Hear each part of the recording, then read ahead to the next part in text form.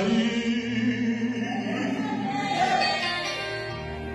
e o vendaval vai passar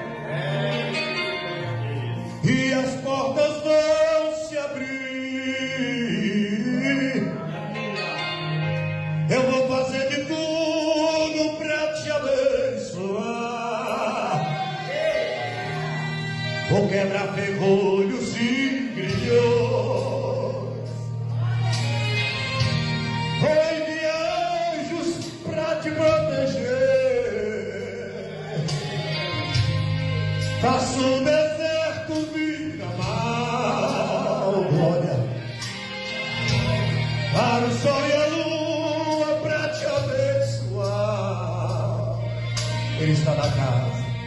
Filho, eu faço tudo por você.